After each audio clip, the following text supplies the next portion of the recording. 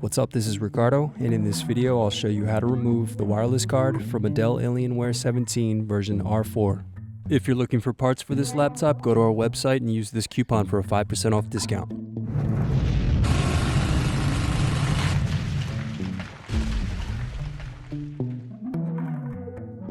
First unscrew, then remove bottom cover.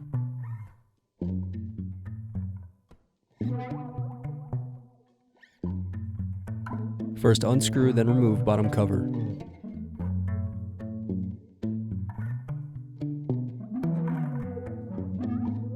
First unscrew, then disconnect battery cable. Then unscrew and remove bracket.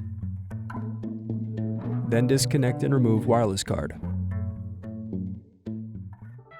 Thanks for watching. Don't forget to like and subscribe if you enjoyed this video.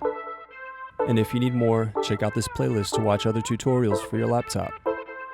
You can also click here to find parts for your laptop at partspeople.com.